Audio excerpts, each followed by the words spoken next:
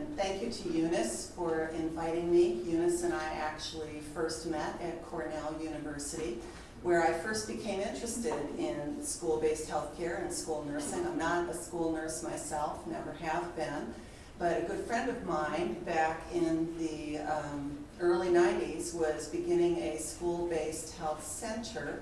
And so since I was casting around for a dissertation to do, I decided to do an evaluation and comparison of school-based healthcare, comparing school nursing services, traditional school nursing, to the availability of a school-based health center.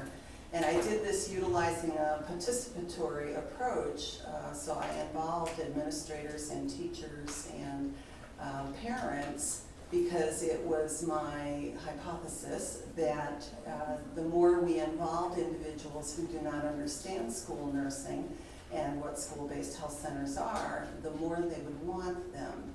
And that actually worked in the community where I did this. We started out with 2 school-based health centers, and I believe now they have 6 in that community. So I don't know that my dissertation research was the sole responsibility for that, but I like to think it had a part. So I had the opportunity following that to do some examination of school-based healthcare in Australia and Canada. I already had a good idea at that point what we were doing in the US, and I thought, well, they must be doing it better.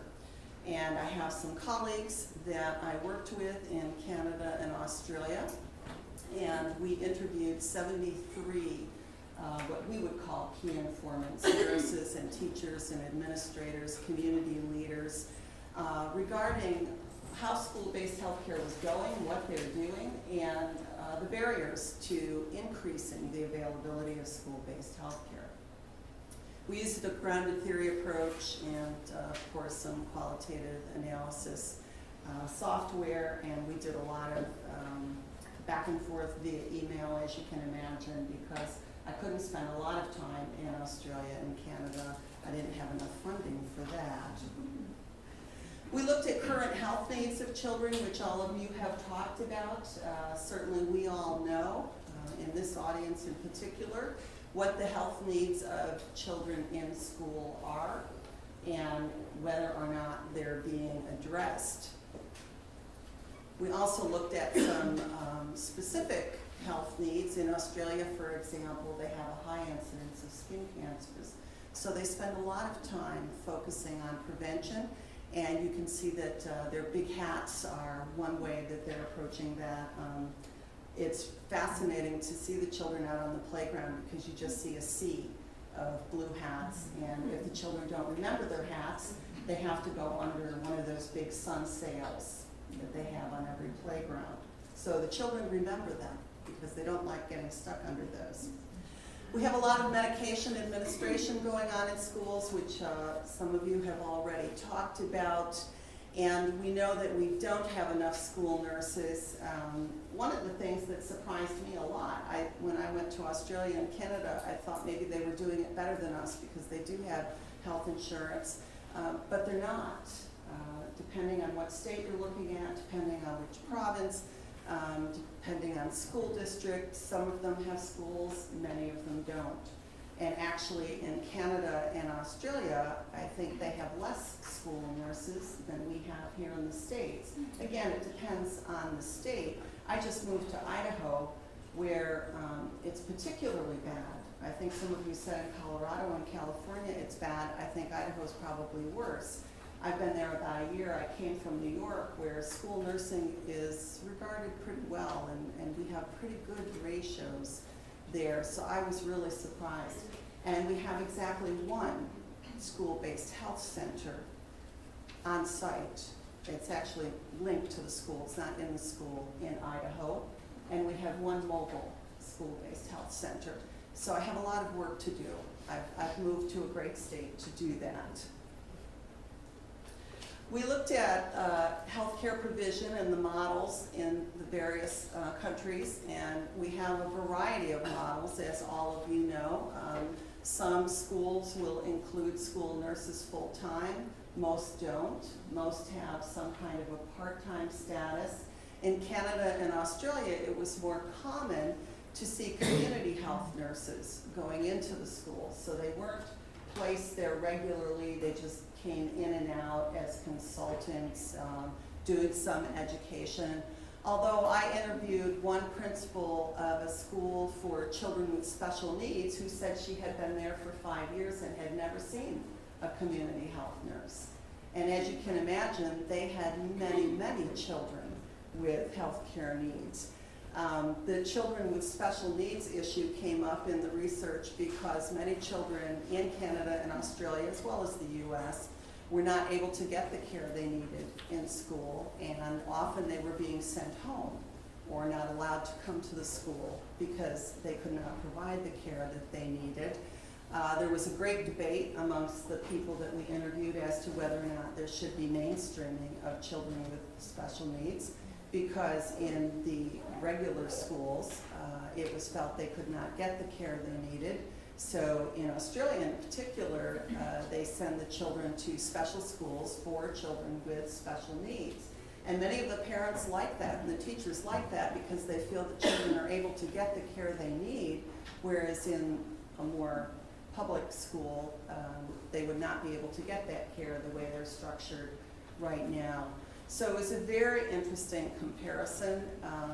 Their ratio of school nurses to students in Australia and Canada is, in general, much higher than it is here in the States. Again, that varies a lot by state. 1 to 750 is a general recommendation of the National Association of School Nurses, but then, of course, that depends on the acuity level and the number of children with special needs and what's going on in that particular school. So it's a very general recommendation, but we didn't begin to even see that in most of the schools that we were looking at. So I could talk about that for an hour, but I won't. Barriers to providing school-based health care were very similar across the 3 countries. We know that we have limited resources, and we often have a physician opposition to nurses' practice, particularly school-based health centers. We're not seeing that so much anymore in the United States, but we're seeing that a lot still in Australia and Canada. Nurse practitioners have increased or been allowed to practice to their scope of practice much more in the United States than they have been in Australia and Canada. It's still fairly new there. So they're going through many of the same battles that we had already had here. Teachers have expressed a lot of anxiety and stress with regard to the increasing expectations that they have for providing health care to children in schools. So particularly in Australia and Canada, where they have no school nurse on site, they're being asked to give medications, they're being asked to do G-tube feedings, they're being asked to do all of those things that school nurses would be involved in if they were there. And the teachers are starting to say, you know, I really don't have time to do this. I'm supposed to be teaching. And some teachers, particularly unionized teachers, are objecting and refusing to do that. Teachers that I spoke with in Ontario, for example, were refusing to provide the health care. Many of the teachers in Australia said, well, if we don't do it, who will? These children will not be able to come to school if we don't do it. We have a duty of care. So it's a really interesting dilemma and something that all of us know we need to work on. We saw differences in rural versus urban. The attitudes towards school nurses and school-based health centers continued to differ significantly between districts, whether they were rural and urban, sometimes because of very conservative points of view with regard to what school nurses do. We also saw the attitudes towards school nurses often were, well, they only put on Band-Aids. They just do Band-Aids all day, so we really don't need them. And this was among people like principals. One principal said to me, well, I don't want a school nurse here. I'll have kids lined up around the block to see her. Why would I want to be doing that? And I thought, because you have students that need to see her. Other structurally and culturally embedded issues included racism and classism. One principal, when being interviewed, said, well, the Aboriginal population likes sitting in the ER. They get to be in air conditioning and watch TV, so why should we provide care for them here? And this was a principal. So you can see we have a lot of issues that we need to work on. My only regret is that, like this conference here today, we're singing to the choir. All of us believe very much in this cause. What we need to do is get it out amongst a larger population. And so my participatory evaluation worked with involving parents and teachers so that they could then understand the differences and hopefully become advocates for us as well. Thank you. Today I'm going to present a cost-benefit study of school nursing services. This study was published last year in JAMA Pediatrics. First, I'd like to use this opportunity to acknowledge all my co-authors for very important contributions. Actually, one of my co-authors, Erin, is here today. I will start with a little bit of background of this study. As many of you know, the demand for school nursing services has increased significantly in the past few decades. However, the funding for school nursing services has not. In fact, in the past few years, due to a budget cut, many districts across the nation has been eliminating school nurses, reducing their hours, or replacing them with untrained school staff. Several studies have evaluated the effects of school nursing services on students and teachers. On-site school nursing services were found to be effective in improving student attendance, reducing early dismissals, and reducing teachers' time spent addressing student health issues. However, economic studies of school nursing services were very limited. In a cost-conscious era, knowing a public program is effective is no longer sufficient to justify its funding. Given the growing pressure on education budget, school nursing services need to be shown not only effective, but cost-effective. So the objective of this study was to conduct a case study of documented school nursing services practices to demonstrate the cost benefit of school nursing services delivered by full-time registered school nurses. Because of data availability, we chose the Massachusetts Essential School Health Services Program for this study. Almost every school in the program has at least one full-time registered school nurse, providing a wide range of school nursing services, such as direct care, health education, case management, policy and program development, and oversight. All school nurses are required to submit a monthly activity report to the state health department.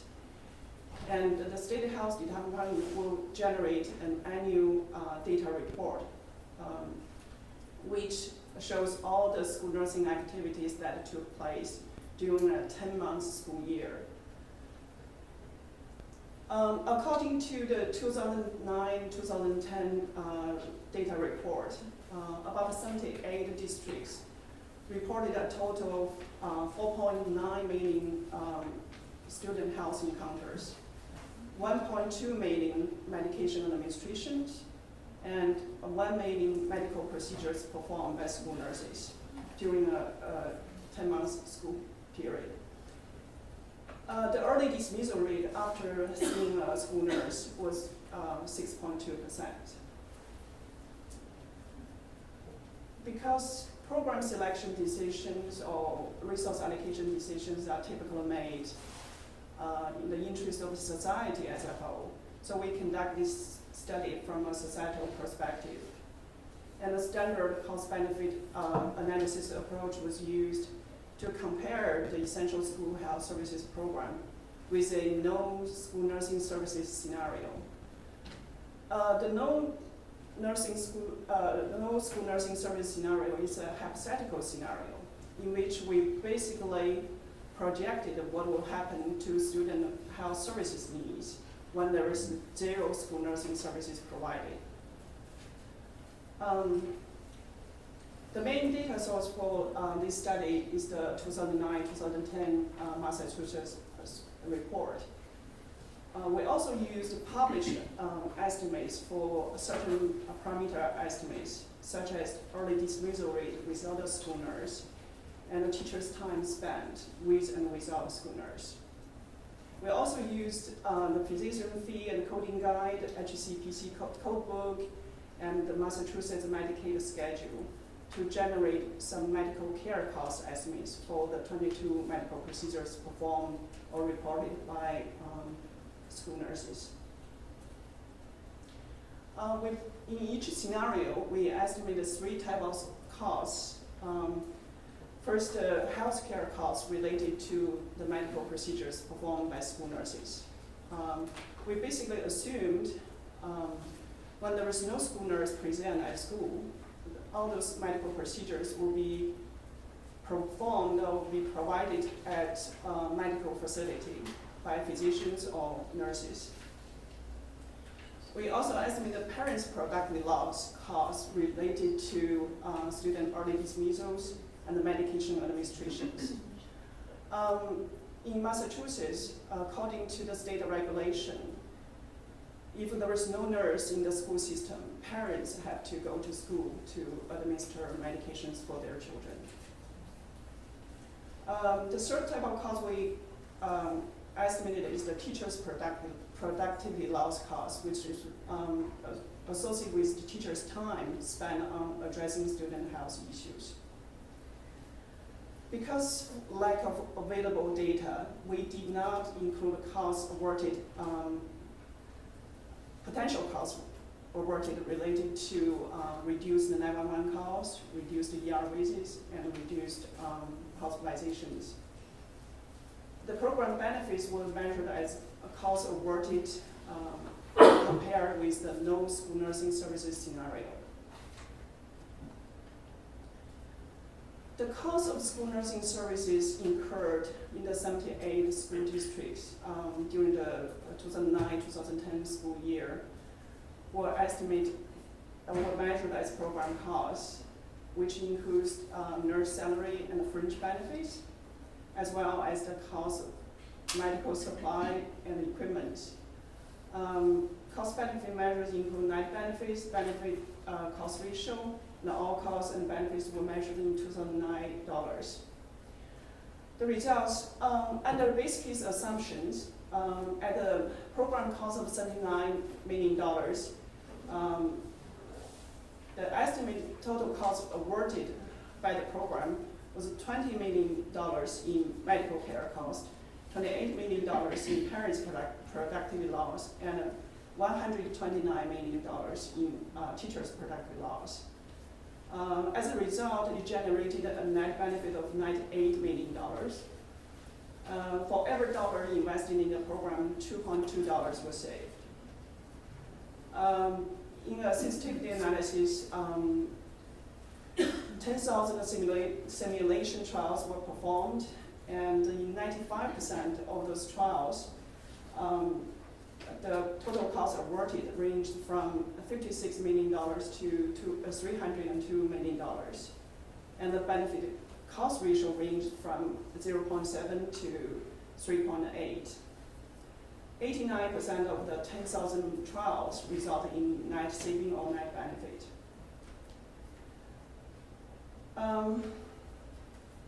The results of this study suggest that the Massachusetts Essential School Health Services Program was a cost-beneficial investment of public money and warranted careful considerations by policymakers, decision makers, when they have to make resource allocation decisions about school nursing positions. Because lack of available data, there are many other benefits of school nursing services were not accounted in this study, such as reduced 911 calls, ER visits, hospitalizations, reduced health screenings by physicians, increase the attendance, reduce the dropout rates, etc. So the actual benefits of the program could be much higher. And some other school nursing services, like linking students to a healthcare provider, to insurance providers, and health education and health promotion. Currently, there is no way to estimate the economic impact of those services. So the findings of this study suggest that the benefit of school nursing services could well exceed the cost of those services. School nursing services can be a benefit to many parties, including students, families, healthcare system, as well as community at large. However, to achieve all those benefits, schools must have a full-time registered school nurse. In schools where education budgets are constrained, or school nursing services are low priority, education agencies may be able to work with healthcare system partners to explore other funding sources. And the healthcare system might value their contribution to this partnership as part of community benefit investment. My time's up. Okay, there are as many economic studies. This study has a few research limitations. However, we have, because of all these limitations, we have been cautious and have carefully conducted multivariate sensitivity analysis to address those limits. For future research, the analytical approach developed in this study can be used for programs in any other state or district. School nurses should regularly record their service activities and work with other school staff to collect data on school attendance, early dismissals, teachers' time spent, as well as 911 calls, etc. So when all those data become available, more research studies can be conducted to reflect more impact of school nursing services. Okay, I will stop here. My time is up, so. Thank you so much for having me, even though I am a UC Berkeley alum. Go Bears! Just had to throw that in there. So I heard a lot of themes today around resources for school health services and how we make these programs sustainable. Unfortunately, I'm not going to provide you with a silver bullet. I wish I could, but I did want to present a couple of opportunities that we're watching at the state level that we think are really exciting for the state of California. So before I jump into that, I really wanted to quickly introduce our organization if you're not familiar with us. We're a statewide organization that is really promoting and advocating for school health services. Historically, that has been oriented around school-based health centers, but we are definitely expanding our mission and supporting the work of school health services generally, recognizing that a center is not going to be the right fit for every of the 10,000 schools in California. So right now, we're working on a lot of our policy mission has really been oriented around integrating school-based health services into the healthcare delivery system. So we recognize that our state's healthcare system is evolving and making changes to how it's delivering care. And we think that there are some really exciting opportunities to lift up the school health model and recognizing that school health services are about providing primary care and access, but also schools represent this really unique opportunity to provide preventative care, to do school-wide screenings, to do assessments, to do prevention work in a way that is really unique to a school-based model. So so my talk is really going to be around this healthcare system. I did want to recognize that there are a lot of policy changes happening on the education side of this world. We sit in a really interesting nexus between this crazy education system and this crazy healthcare system. So there are changes happening on the education side like local control funding formula, like changes for billing for school-based health services, that I'm happy to talk to, but I'm not going to focus on in this presentation. So I did want to talk about 4 policy changes. So I'm going to talk about the Affordable Care Act and the Triple Aim and what that means. I'm going to talk about accountable communities for health. It's a really exciting model of healthcare that the state is looking at. I'm going to talk about this preventive services rule, and then I'm also going to talk about school health services and managed care health plans. So the first one I'm going to talk about is the Triple Aim. The Triple Aim, if you're not familiar with this, is at the core of our healthcare reform efforts across the country.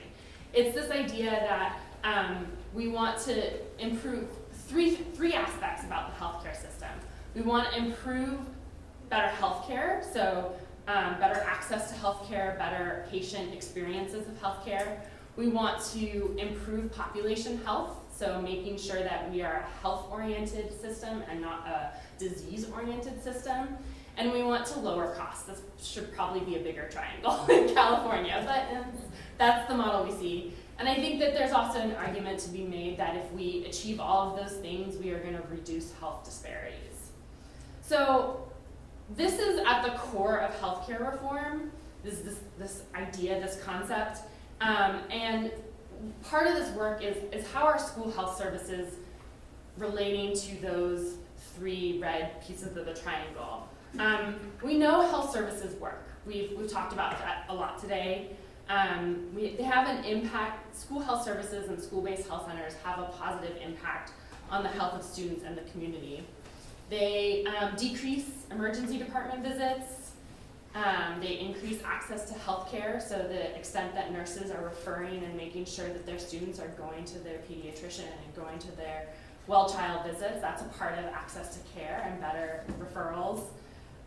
They can screen for diabetes risk factors. They reduce asthma-related hospitalizations.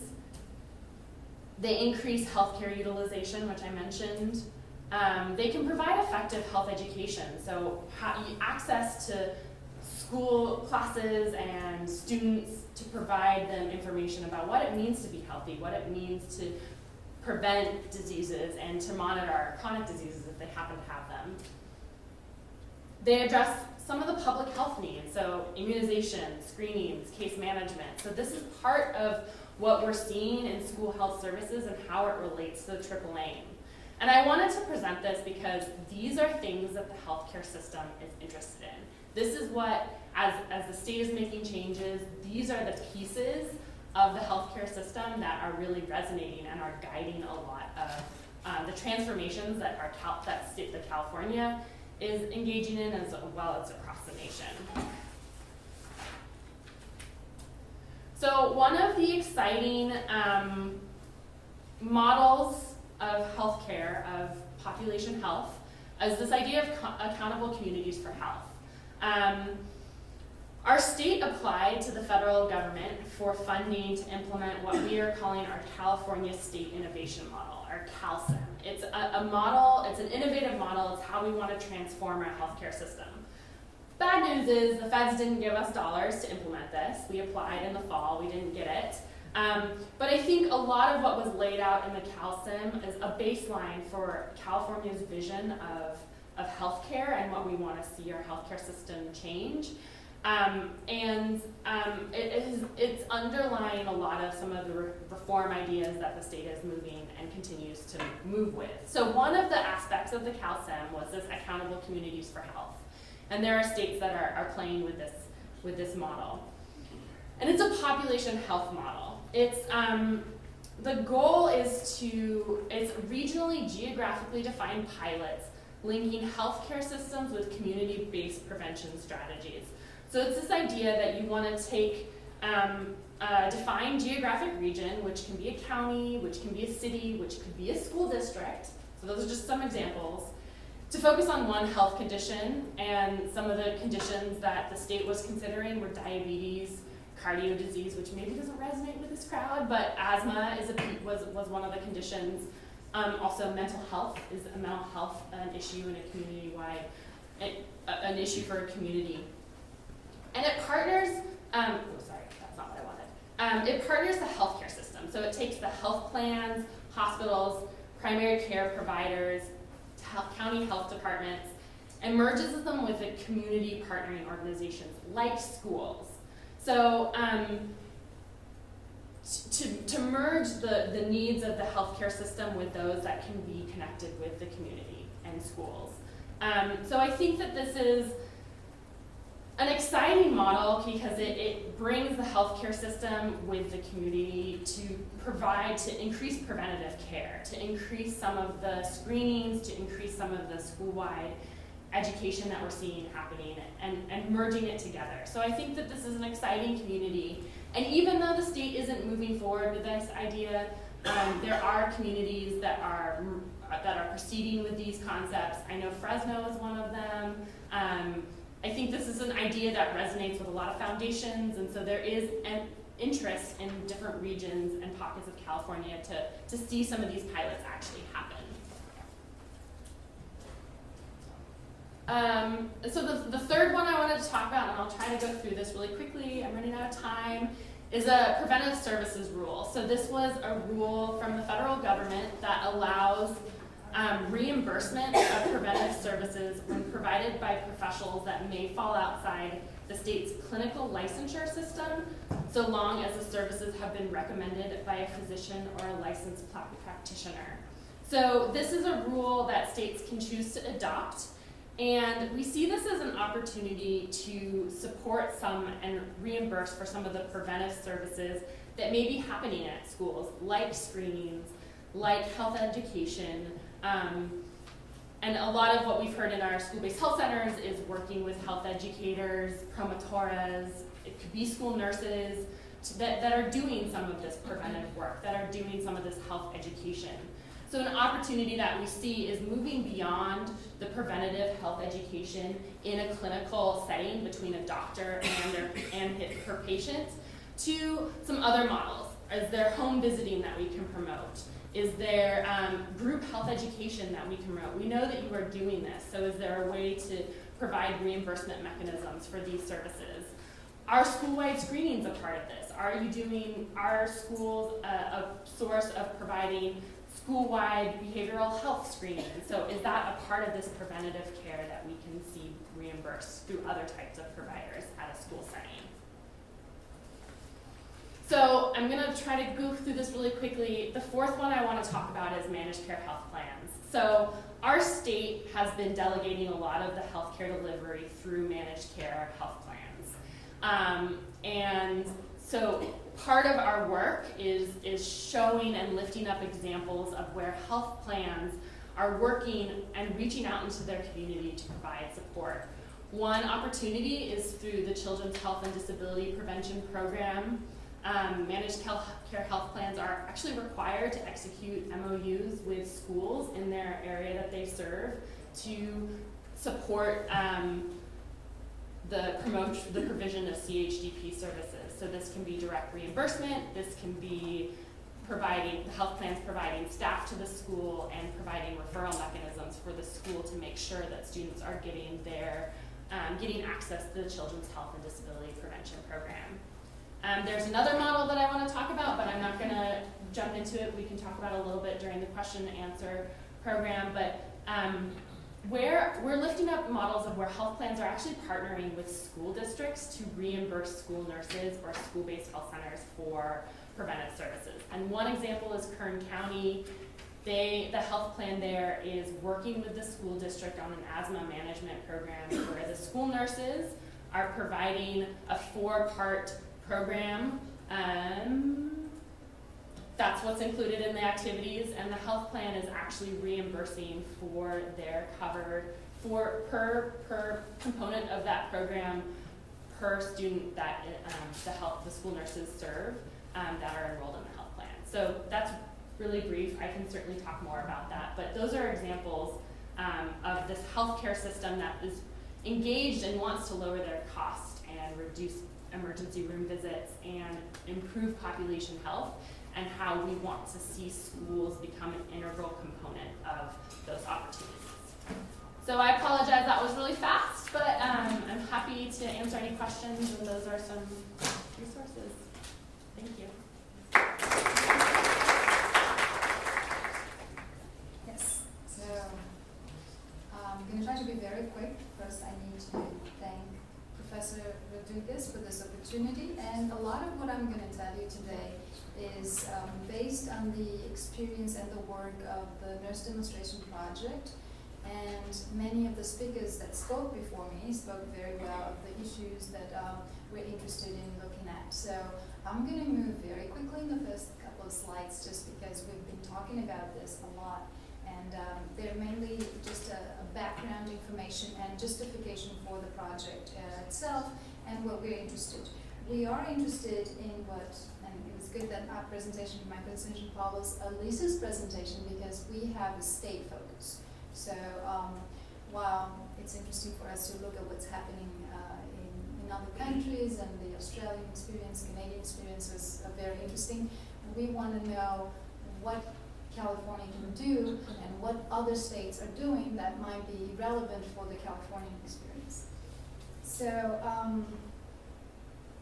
yes.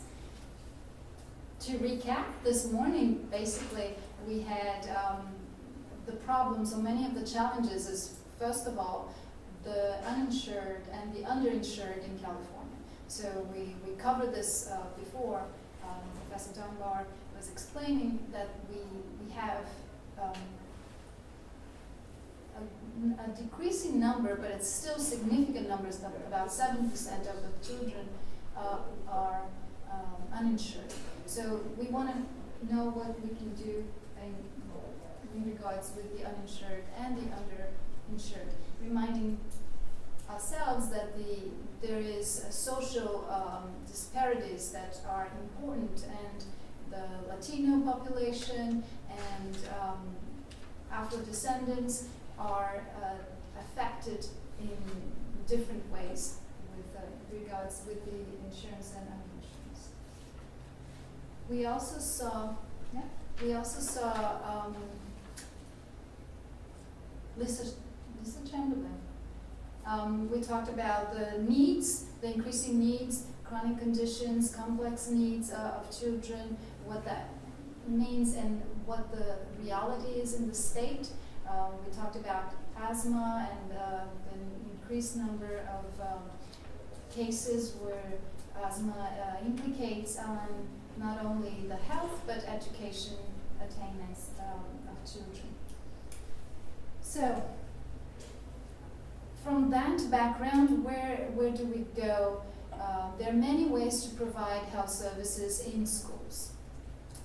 We also talked about health service or healthcare centers in schools, and we have, in the state of California, has made progress with regard with healthcare centers in schools, and the number of healthcare centers in schools in California has also increased.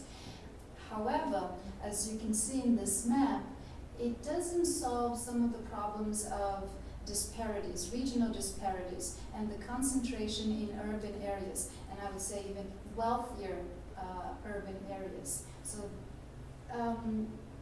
we'd like to revisit the situation, the conditions of they're provided by healthcare centers in schools, but we are focusing on another way to provide healthcare services in schools, and that is to have full-time nurses. And I'm sure you are familiar with this indicator, this ranking of it's called the ruler, that deals with the ratio of nurses per student. And California has consistently ranked among the worst in the country, with a ratio that varies, but it's basically depending on regions. Remember, this is also averages, so those regional disparities that I was telling you about are also significant in terms of the ratios. Okay, so focusing on full-time nurses and the impact of full-time nurses, what have those states that consistently rank above, the average in the nurse per student ratio done? What is the differential that those states are providing? And again, we also looked at the states on the bottom, the states that rank last, to see what their experience is and if there is anything that they are doing that we could be studying to see the relevance or maybe the viability of implementing some of those actions in California.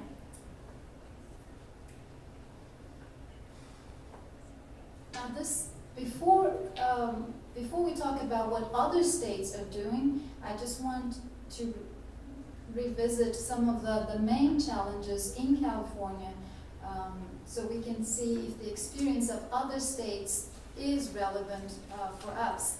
So some of the challenges that we talked about this morning include, first of all, the budgetary restraints, and for many reasons, we heard from very early on the consequences of Proposition 13 and what that has meant in terms of full-time nurses, and all the non-intentional consequences after that that have affected the school nurses ratio and the budgeting for school health services in general.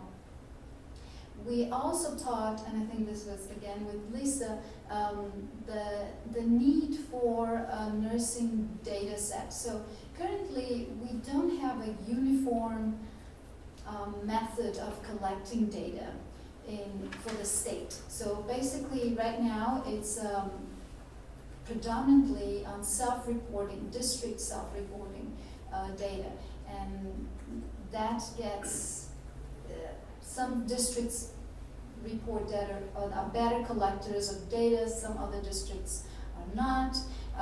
The data is different. So for any analysis, we need that data, not only to be collected, but also to be uniform.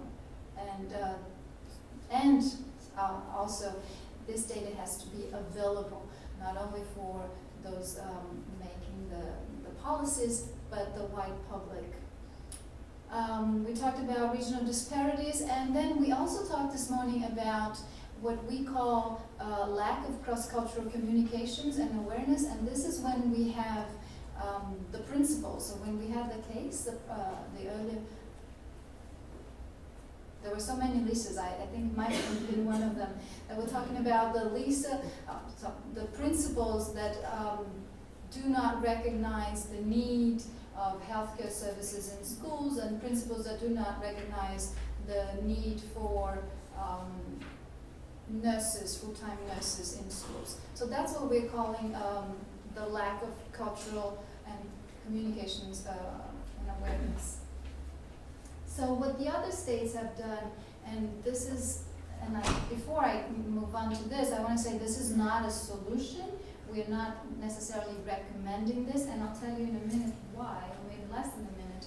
So one of the things that states have done when they realize that they rank among the worst in the country is to create a task force. A task force that constitutes, that brings together different kinds of expertise and different actors to discuss the situation and really draw some recommendations that could be implemented for a specific goal.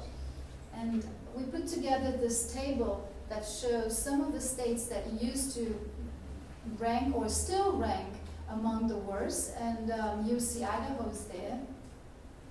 There you are, see, so Idaho is there.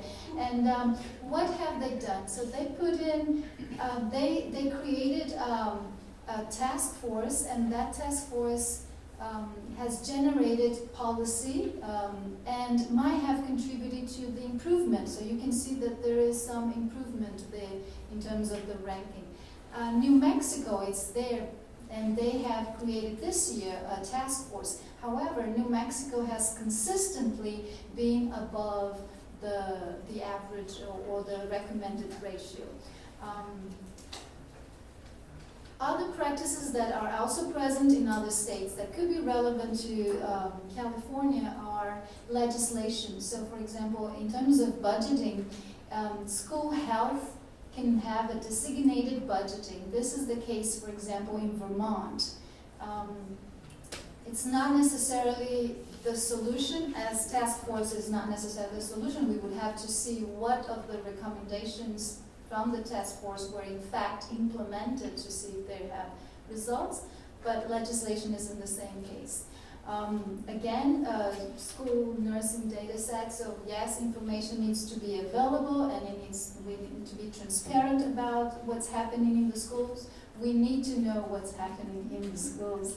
And then we also talked about partnerships briefly, and this is something that other states have been doing, partnerships with universities, with hospitals, and with other institutions, even technology, development, and industry. So this is another area that is up for exploration, and some of the things that we are investigating and looking into to see the viability for California.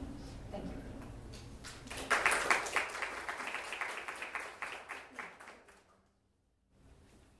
Okay, thank you. So at this time, I'd like to invite up all 4 speakers to the panel. And what I suggest, because it's getting to that lunch hour, and I'm sure you're all pretty hungry, we have scheduled 20 minutes. But what I'll do is, if there's any really challenging or lengthy questions, and if you are all going to be here during the lunch hour, perhaps we could save some of that for during lunchtime. Are you all amenable to that? Okay. So then let's try to see if we can maybe do 10 to 15 minutes here, and then we can take it somewhere outside. Does anyone have any questions to begin?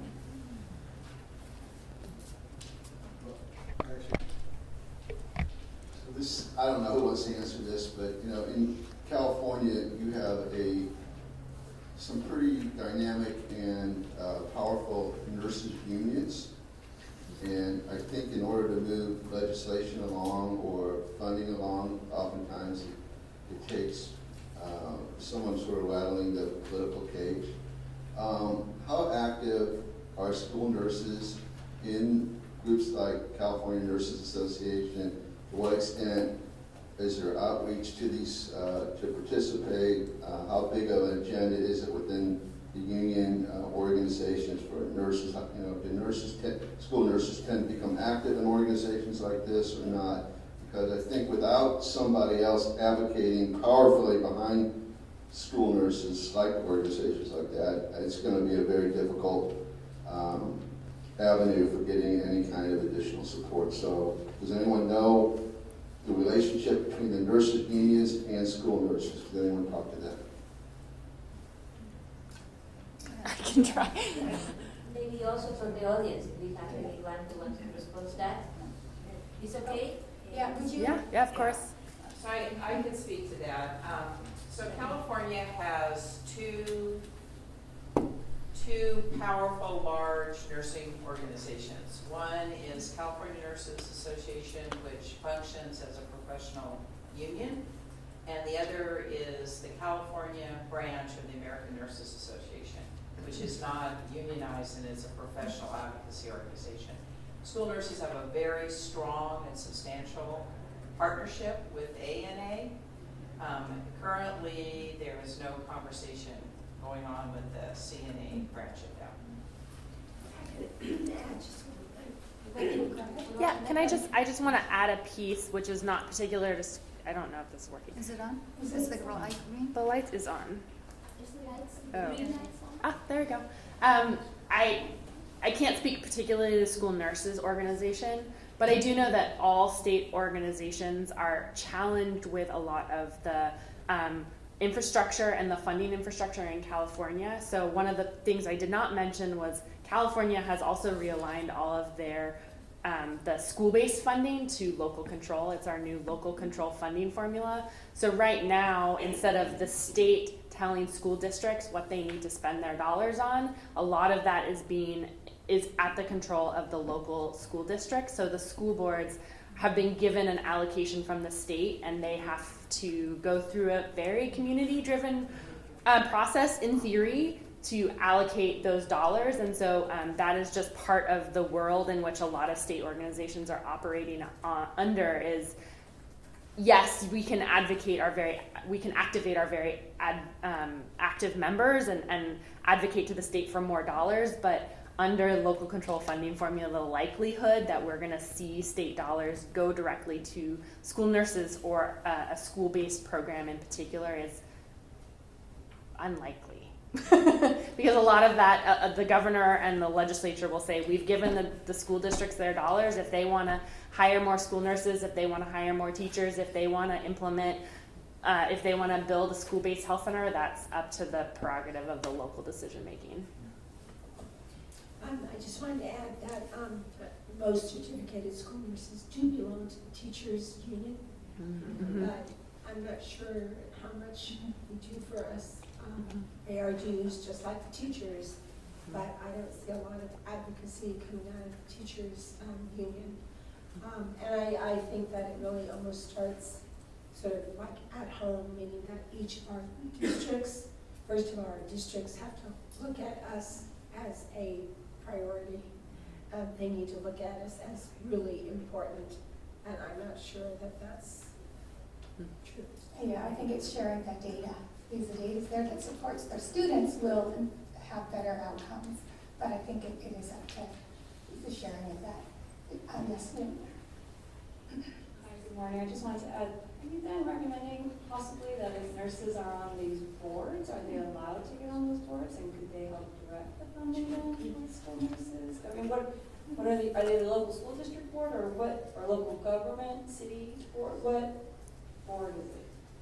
It would be the school. I mean, it's the school board, the district superintendent. I mean, it depends a lot on the district. So bigger district would probably also allocate to their local principals as well. So some of those funding decisions.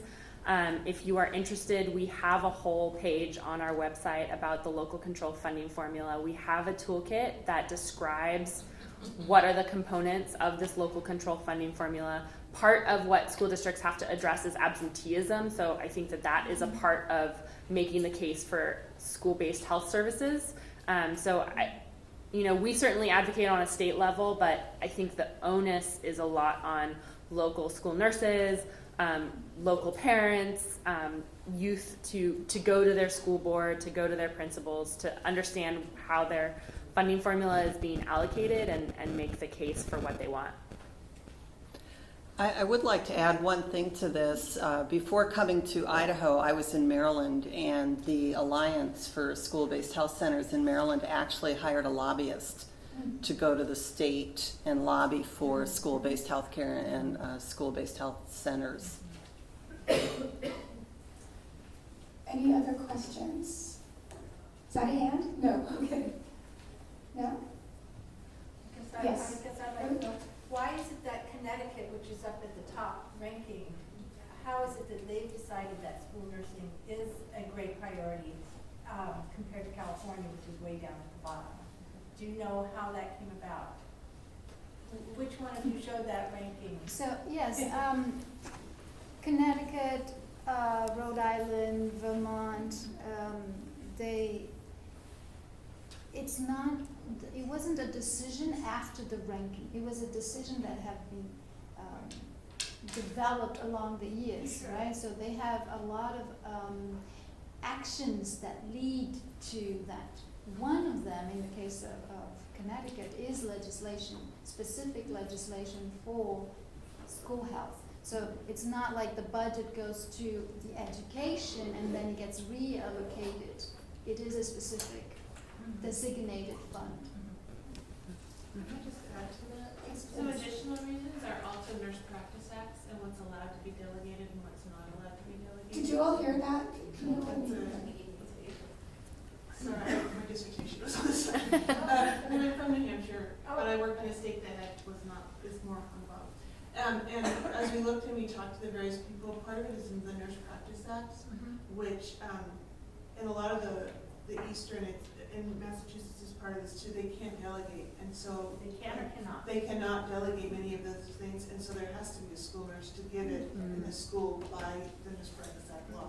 Or in other states, it allows for much more interpretation in what can, many things, almost anything can be delegated, and so that makes a big difference. And then once they've had a school nurse, they know what else a school nurse can do, and it goes back to if they think Band-Aids is all they can do, and there's nothing that has shown them otherwise, why do they need it? Because it's a multitude of lots of different factors, but that's a good one. And also the threat of being sued. Dr. Lee, did you have a comment? Or question? Now, our head district nurse from the Sequoia Union High School District couldn't make it today, but she actually was a nurse in the Connecticut schools. And what she had relayed to me is that Connecticut had also had big advocacy from the Clintons. And I don't know if this has been documented or not, but she said that that was a huge push in Connecticut to have that support. So I think the legislative approach is definitely one way to approach it. Grassroots is, one thing, but I think the top down is another way to approach it. Thank you. We have a question in the back. Hi. I hope I don't make anybody's eyes Yeah, roll. just wait for the mic. I'm hoping I don't make anybody's eyes roll by talking about the role of physicians here.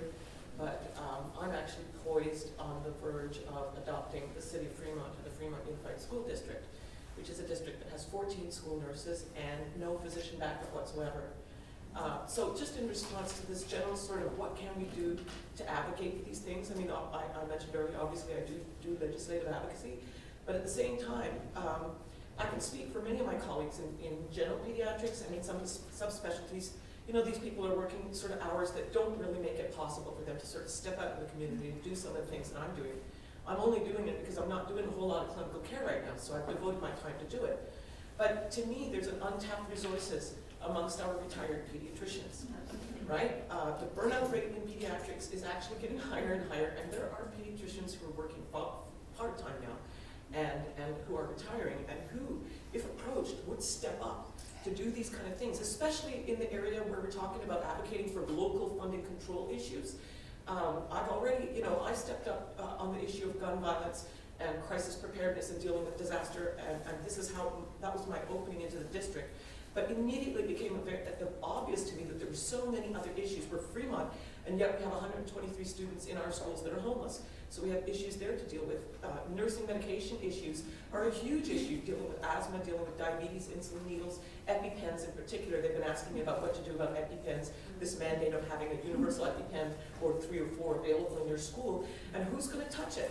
Who's going to touch it quickly enough and not be afraid of the fallout if you aren't a licensed physician? Even as licensed nurses, there's a lot of quandary there. So I'd like to press the case for, and I'm on a universal listserv across the country. I have 1,200 pediatricians. Anytime we need one in a state or a place, we just tap our listserv and say, who's available out there? I'd like to press for, especially in the area, the San Francisco Bay Area, for getting on, sort of going like drug reps door to door to these pediatricians and finding out how much you can trigger out of them. There's a certain voluntary sort of system that's building up with the pediatricians now, where they used to be very concentrated on their clinics, but now they're opening up to getting involved with local areas and local controls. And it feels to me like that is one source of security for nurses who are dealing with these issues when they've got an MD's license or signature or recommendation behind what they're doing, and they won't be so hesitant to act for some of these issues that feel like they're a little bit out of their bailiwick sometimes. So just wanted to pass that. Thank you. I think that was well said. We're actually fortunate with, in San Mateo, we have the high school district, we have wellness coordinators in all 8 school districts within the southern San Mateo County that Sequoia Healthcare District supports. And one of them is a pediatrician. She's the wellness coordinator for the high school district, Dr. Karen Lee, who has done some work around advocacy and getting that EpiPen legislation. And so that's a good start, and she works with the school nurses, and I hope you two will talk later. Right now, I think unless there's anything pressing, I think we should go grab some lunch and we can have further discussion.